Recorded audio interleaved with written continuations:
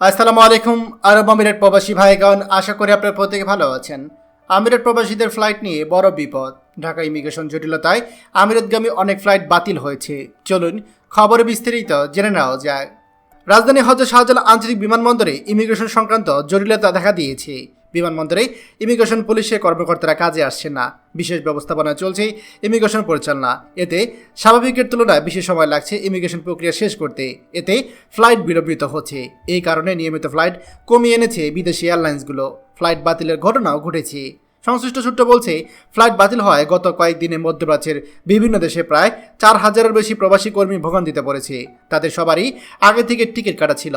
এইসব কর্মীর কেউ কেউ ছুটিতে এই দেশে এসে আটকা পড়েছে, কেউ বা দেশে আসার অপেক্ষায় সৌদি আরব সহ মধ্যপ্রাচ্যের দেশগুলোতে রয়েছে। বিমানবন্দরের একাধিক সূত্র বলছে, সৌদি এয়ারলাইন্স অপারেশন রিজন দেখিয়ে ফ্লাইট বন্ধ করেছে। তবে গুরুত্ব পাচ্ছে উড়োজাহাজ ও ক্রুদের নিরাপত্তা।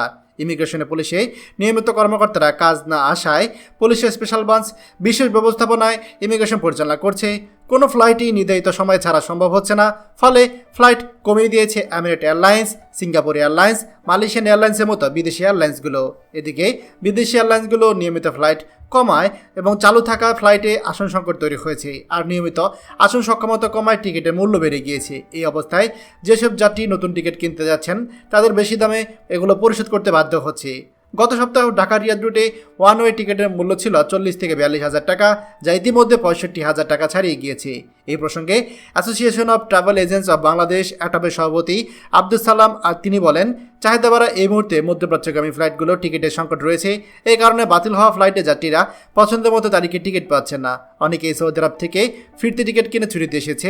ফ্লাইট বাতিল হওয়ায় তথ্য না পাওয়ায় তাদের অনেকেই বিমানবন্দরে এসে ভোগান্তিতে পড়েছে। অন্যদিকে আসন কম থাকায় নতুন যাত্রীদের বেশি দামে টিকিট কিনতে হচ্ছে।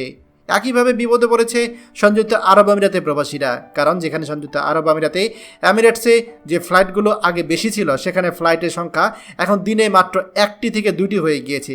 আগে যেখানে ফ্লাইটের সংখ্যা অনেক বেশি ছিল, যাদের ফ্লাইটগুলো বাতিল হয়ে গিয়েছে তারা এখন টিকিট না পেয়ে অনেকটাই হয়রান, অনেকটাই পেরেশান হয়ে অতিরিক্ত দাম দিয়ে তারা টিকিটগুলো কাটছে। আর ইতিমধ্যে অনেক এয়ারলাইন্সও তাদের টিকিটগুলো বাতিলও করে দিয়েছে।